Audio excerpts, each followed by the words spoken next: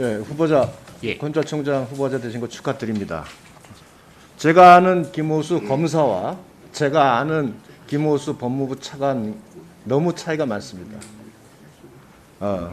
구체적으로 말씀 안 드려도 무슨 내용인지 검찰 후배들한테서 나오는 얘기니까 충분히 아실 거라고 믿고 말씀을 드리겠습니다. 지난 4월 23일 날 박범계 장관이 대통령 국정철학의 상관성이 차기 총장의 인선 기준이다. 이렇게 해서 다음 날 민주당의 조홍천 의원조차도 말 잡는 검찰을 원한다는 걸 장관이 너무 쿨하게 인정했다.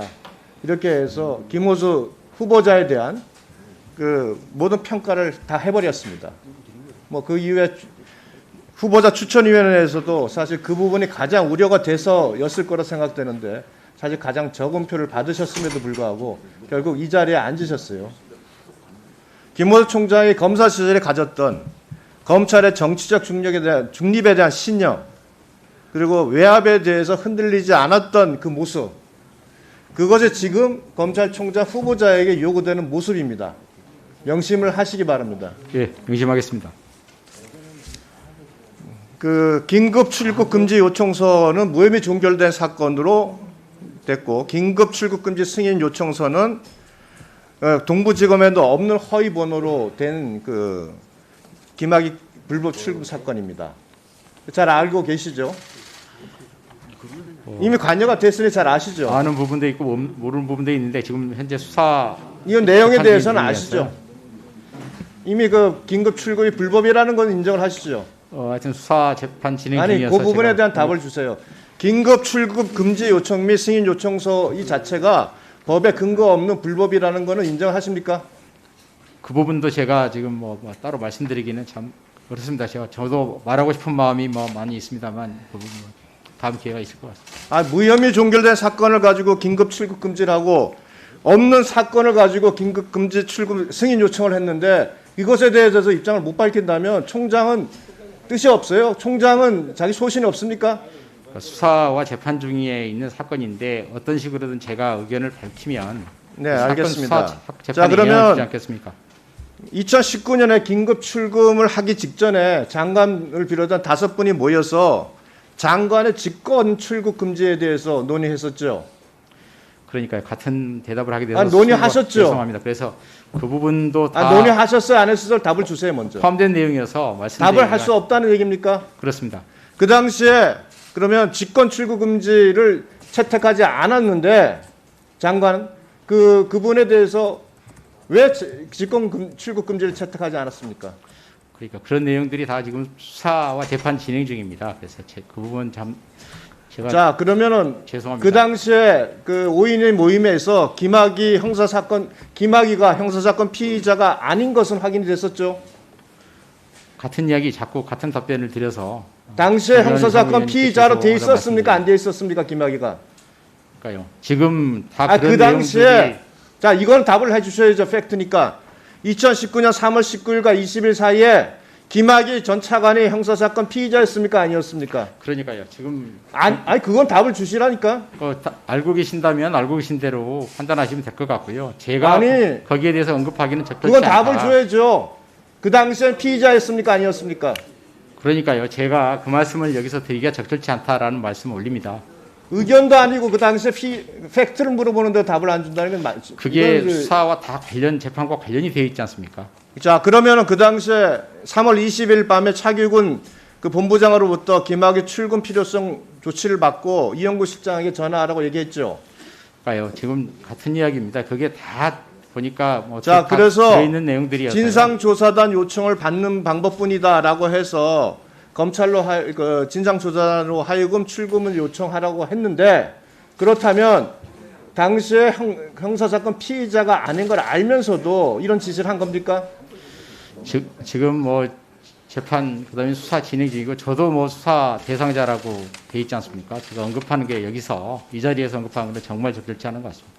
자, 제가 이 말씀을 드리는 이유는 검사하고 당시에 김학의가 형사사건 피해자가 아니었기 때문에 장관의 직권 출금이나 검사 조사단 아무 수사권도 없는 조사단의 긴급 출금 조치 자체는 원칙적으로 무효입니다. 있을 수도 없는 일이에요. 이게 드루킹의 댓글 사건이 있었고 국정원의 댓글 사건이 있었습니다. 그러나 국민적인 비난은 국정원 댓글 사건이 더 큰 비난을 받았어요. 이유는 국가 권력이 불법을 했다는 이유입니다. 자, 그 이후에 한번 보실까요? 그 다음에 6월 달에 조국 장관이 이광철 그 당시 비서관의 요청을 받아서 윤대진 검찰국장을 통해서 이경 그 불법 출금 사태 수사를 막습니다. 박상기 장관이 차기훈 본부장의 보고를 받아서 윤대진 검찰국장을 통해서 또 안양지청의 불법 출금 사건 수사를 막습니다. 이성윤 지검장은 세 차례에 걸쳐서 이건 공소장에도 자세히 잘 나타났습니다. 그 불법 출금 수사를 막기 위해서 뭔가 외압을 행사를 했습니다. 그래서 이성윤 검사장은 결국 이 사건 이 혐의로 기소가 됐죠. 그 공소장 읽어보셨죠? 읽어보지 않았습니다. 그 내용을 아시고 계시죠? 언론 보도 통해서 네. 지금 현재 이 수사 외압과 관련돼서는 조국, 박상기, 이광철 이 세 사람에 대해서는 계속 추가 수사가 필요합니다. 그 부분은 아시고 계시죠? 뭐 수사가 제가 진행 중이고 구체적인 있는 거 내용을 아시죠? 보고받지 않아서요. 잘 자세히 알지 못하고 있습니다. 이거 검찰총장으로 임명이 되시면 이 부분에 대해서 철저히 수사가 진행돼야지 국민적 비난을 면할 수 있습니다. 법과 원칙에 따라 네. 수사가 진행될 것이라고 또 생각합니다. 총장이 되신다면 비로소 그 정치적 중립을 유지한다는 그 말씀을 드릴 수가 있는 거고 이건 철저히 수사를 해주기 바랍니다. 유념하겠습니다. 지금 박범계 장관이 대통령령을 개정해가지고 검찰 조직 개편을 하면서 중앙지검은 전담 부서에서만 범죄 수사가 가능하게 한 수사를 금지시키고 17개 지검에서는 형사부 한 곳에서만 수사를 하되 총장의 승인을 받으라 이렇게 하고 있고요. 나머지 지청에서 수사를 할 땐 장관의 승인을 받아라 이렇게 아마 조직 개편안을 낸 걸로 알고 있습니다. 맞습니까?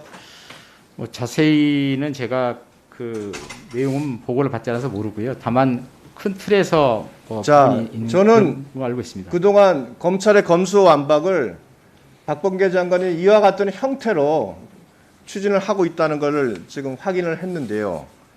과거에 윤석열 총장 시절에는 총장의 지휘권을 그 배제시키기 위해서 고검장들에게 분산시켜라 이렇게 법무검찰개혁위원회에서 제안을 해서 법무부에서 받아준 적도 있죠. 근데 이제는 검찰총장 승인 없이는 수사도 못하게 하고 있습니다. 더 큰 문제는 과거에는 전담 부서가 아니더라도 검사 누구나 수사를 할 수 있었어요. 거기에 대해서. 근데 대통령령으로 다른 부에 있는 형사부에 있는 검사들에게 수사를 하지 못하게 만드는 것은 법의 규정을 대통령령으로 제한하고 위반하는 겁니다. 이거 받아들이실 거예요? 지금 구체적인 내용까지는 제가 모르지만요. 지금 그건 하나가 아니고요. 지금 의견 수렴 중에 있는 것으로 알고 있습니다. 그래서 예예. 대통령령과 같은 형식의 대통령령은 법률을 규정하는 준비되는 부분은 동의하십니까? 당연히 그건 동의합니다. 예예.